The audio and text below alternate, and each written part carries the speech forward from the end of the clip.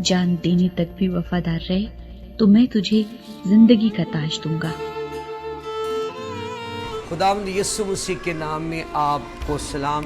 मेरे प्यारे भाई अल्फ्रेड, जिनकी दोस्ती मेरी तकरीबन 26 साल चली, इसके लिए मैं खुदा का शुक्रगुजार हूँ। सबसे पहली बात कि वो इंसाफ पसंद, एज ए मुनादी में मेरी समझे कि मेरा उन दिनों में मैं बहुत ज़्यादा गुर्बत की लकीर से भी नीचे ही था, तो खुदा ने उन्हें मेरे लिए इस्तेमाल किया। वो मेरे कलाम मुझसे सुनते, बल्कि उसकी फैमिली बच्चे जो थे वो मेरे सामने जवान हो गए। और फिर मेरी और उसकी दोस्ती तकरीबन 26 साल चली, तो वो मुझे साफ साफ कहते थे और मैं साफ साफ सुनता था। उसकी वजह ये थी कि जब आपकी बुनियादें सच्चाई पे रखी हों तो आपको कोई मतलब है शर्म नहीं आती। वो चूँकि उर्दू स्पीकिंग थे, बहुत अच्छी उर्दू बोलते थे और दोस्तों के साथ वो दोस्ती निभाते थे। मैं उनके यहाँ जाया करता था, तो उन्होंने कहा था कि भाई कभी भी आप अपने घर में खाना जुमे के दिन नहीं खाएंगे, मेरे साथ खाएंगे। तो ये उनकी दरिया दिली, पैसे की मदद, खाने के लिए, और फिर बच्चों को जो तामीज़ उन्होंने सिखाई थी कलाम सुनने की। खास जो बात है कि भाई आप उस टाइम नहीं कोई हरकत करेंगे, आप कलाम को सुनेंगे।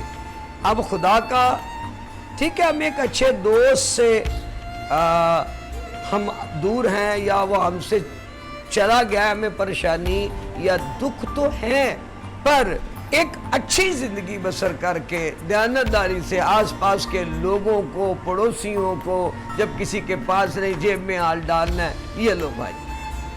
तो इसलिए अब आप एक अच्छे दोस्त से या मैं एक आप अच्छे दोस्त से महरूम हो गए, पर मैं अभी उसकी औलाद के लिए बरकत चाहूँगा कि जैसे उनके बाप ने किया वैसे ही उसकी औलाद भी करे, और ये बड़ी खुशी की बात होगी।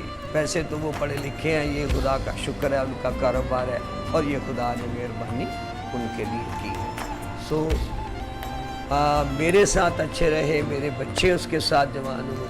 अगर मैं थोड़ा सा इसका बढ़ाऊँ तो मैं उसके घर में एक साइकिल पे आया करता, तो अब खुदा ने बड़ी बरकत दे रखी है, उसकी बहुत मेहरबानी। पर हमारी दोस्ती नहीं टूटी, हमारी दोस्ती कायम रही। इसी ख्याल के साथ मैं उसके बच्चों के लिए, और जो उसकी बीवी मेरी बहन प्यारी सी, तो मैं उसके लिए भी खुदा का बहुत शुक्रगुजार हूँ। असल में वो असूल पसंद थे। अगर किसी को उनका कोई बुरा लग गया होगा तो मुझे एक बात कहना ज़रूर है, क्योंकि वो असूल से नहीं हटते थे। जो कानून है, जो कही बात है, उस पे वो कायम रहते थे। सो खुदा आपको बरकत दे, यीशु के नाम से, आमीन।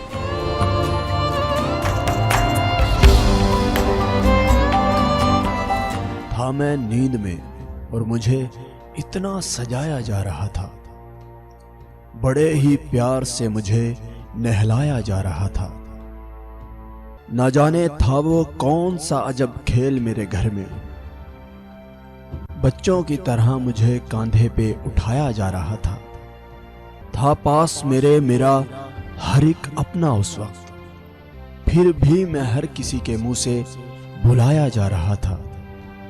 जो कभी देखते भी ना थे मोहब्बत की निगाह से, उनके दिल से भी प्यार मुझ पे लुटाया जा रहा था। मालूम नहीं हैरान था हर कोई मुझे सोते हुए देखकर, जोर जोर से रोकर मुझे हंसाया जा रहा था। कांप उठी मेरी रूह मेरा वो मकान देखकर, कांप उठी मेरी रूह मेरा वो मकान देखकर। पता चला मुझे दफनाया जा रहा था। रो पड़ा फिर मैं भी मेरा वो मंजर देखकर, जहां मुझे हमेशा के लिए सुलाया जा रहा था मैं नींद में और मुझे इतना सजाया जा रहा था, बड़े ही प्यार से मुझे नहलाया जा रहा था। मैं कर्नल जफर अल-मबूना हॉस्पिटल मैनेजमेंट को मैं देखता हूँ। मेरे साथ मरहूम अलिफदीन साहब तकरीबन 10 साल से भी ज़्यादा अरसे तक मुंसलिक रहे। तमाम पहलुओं को पर वो नज़र रखते थे और हर तरह से देखभाल किया करते थे इस हॉस्पिटल की। उनके हम बहुत शुक्रगुजार हैं और ये हम अल्लाह से दुआ करते हैं कि उनकी रूह को जितना भी हो सके सवाब हासिल हो। उन जैसा नेक और शरीफ आदमी मुझे बहुत कम मिले हैं। बहुत ईमानदार, बहुत मेहनती और बहुत दयानतदार आदमी। ऐसा आदमी तो मिलना बहुत मुश्किल है। बस हमारे लिए तो एक बहुत बड़ा लॉस है, ये बहुत बड़ा लॉस है। और उनके जाने के बाद से हमें जितनी परेशानियां, जितनी वो हैं कि हम बयान नहीं कर सकते। अल्लाह से हम यही दुआ करते हैं कि उन जैसा अगर कोई मिल जाए तो ये हमारी बड़ी खुशनसीबी होगी। लेकिन मुझे ऐसा महसूस होता है कि ये किस्मत की बात है अगर उन जैसा कोई मुझे हम मिल जाए। खुदा उनको, उनकी रूह को बिल्कुल आराम और सुकून दे, उनके घर वालों को, उनके तमाम उसको। और मैं तो यही कहूँगा उनके बच्चों को कि उन्हें अपने वालिद के नक्श कदम पे ज़रूर चलना चाहिए।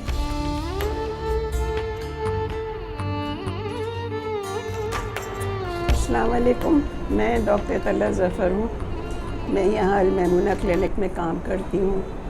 अलिफदीन से मेरा वो ताल्लुक़ था जो एक भाई बहन का होता है। उन्होंने मुझे अपनी बहन बनाया हुआ था। वो अपनी हर बात मुझसे शेयर करते थे, मैं उनकी बात सुनती थी, वो मेरी बात सुनते थे। पहले दिन जो मेरे मियाँ ने, कर्नल ज़फ़र साहब ने मुझसे जुमला कहा, उनका तलत, हमें एक हीरा आदमी मिल गया है।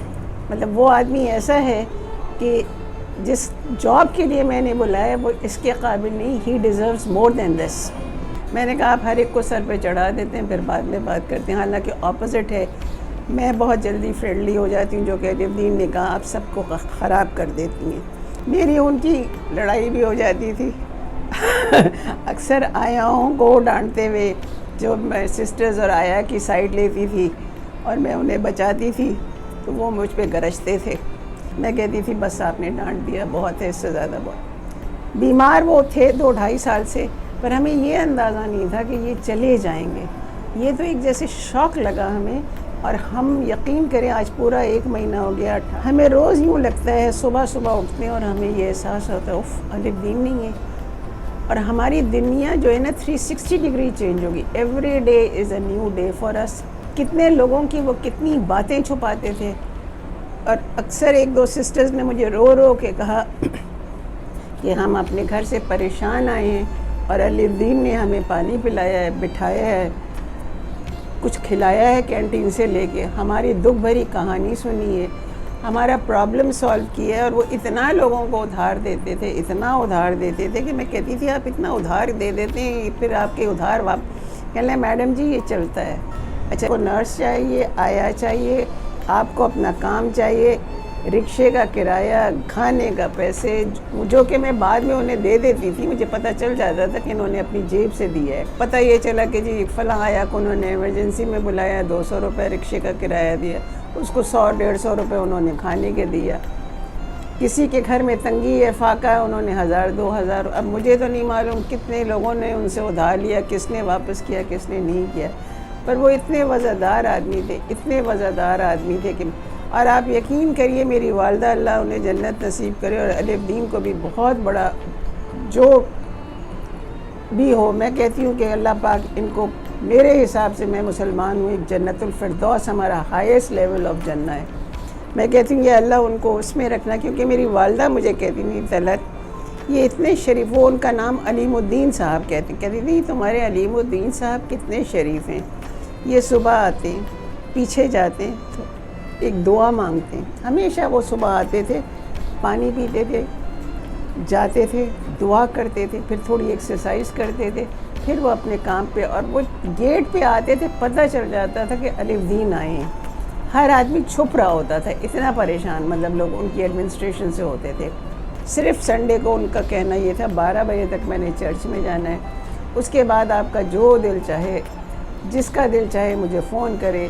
बहरहाल बहुत सारे लोगों के वो बाप थे ये सब में, अल-मैमूना में, और मैं तो कहूँगी मेरा वाकई भाई चला गया, और तो मुझसे कुछ नहीं कहा जाता, और पता नहीं कैसे भूलेंगे वक्त इंसान को। जो पहले दिन का गम था वो दूसरे दिन नहीं रहता, कहते यही है कि 10 दिन का गम है। बहरहाल बड़ा वीरान कर गया, और कहते ना एक शख्स था जो चला गया और सबको वीरान कर गया, तो मुझे और कर्नल साहब और अल-मैमूना को वो वीरान करके चले गए। अल्लाह पाक उनकी मग़फ़िरत करना, उनके दर्जात बुलंद करना।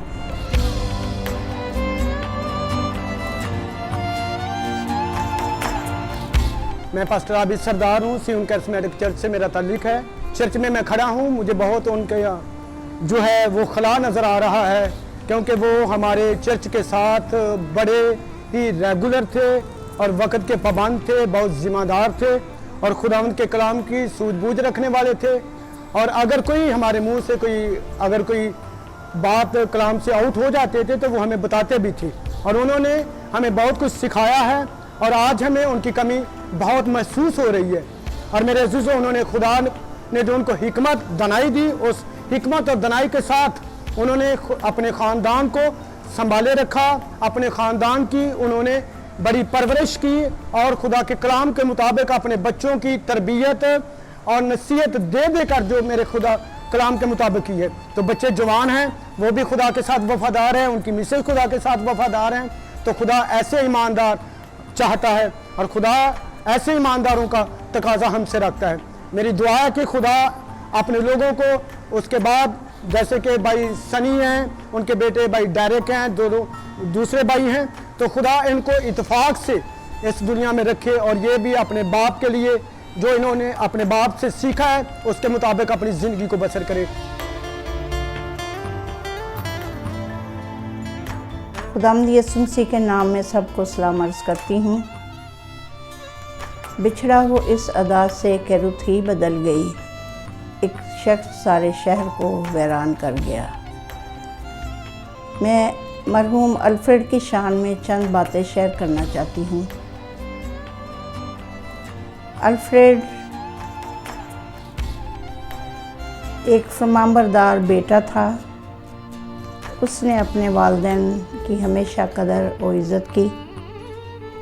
ख़ावंद होने के नाते उसने हमेशा शौहर की ज़िम्मेदारियां निभाईं। बाप होने के नाते वो अपने बेटों को बहुत प्यार करता था और हमेशा उनकी हर एक ज़रूरत को मद्देनज़र रखा। दादा होने के नाते उसने अपने पोते पोतियों को बहुत प्यार दिया। वो हमेशा उन्हें कहता था, दादा है, ऐश कर लो, बाद में दादा को याद करेंगे। मेरी खुदावंद से दुआ है कि खुदावंद उनकी रूह को अपने मुक़द्दसीन में जगह दे और उसे बाप इब्राहिम की गोद में ले जाए। और उनके बीवी और बच्चों के लिए दुआ करती हूँ कि खुदावंद उन्हें तसल्ली, सब्र और इत्मीनान अता फरमाए। आमीन।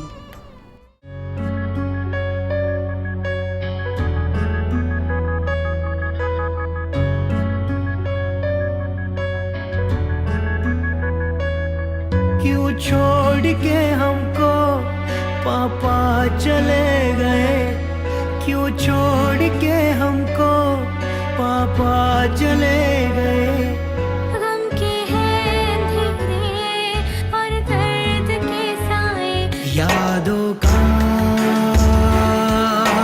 एक आशिया है जहाँ, वक्त ये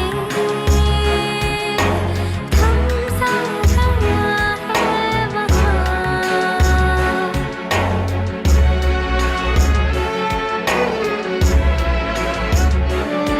तस्वीर ये तेरी हम देखते जाए, तस्वीर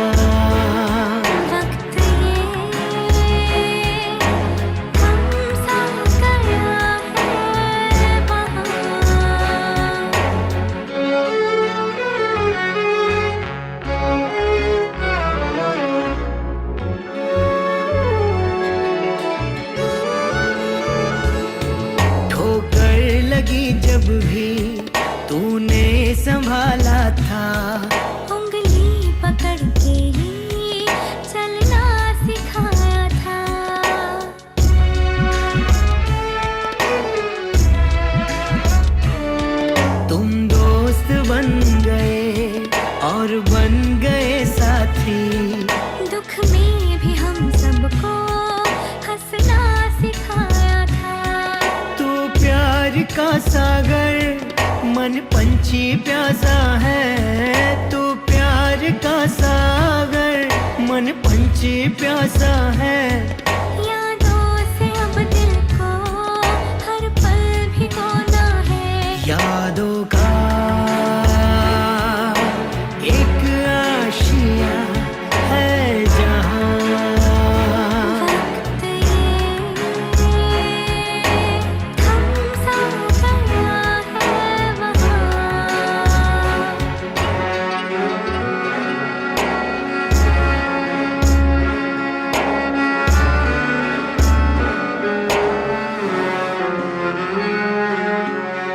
हो जीवन की राहें आशा बनी तुमसे। लेकिन लकीरों ने छीना तुम्हें हमसे।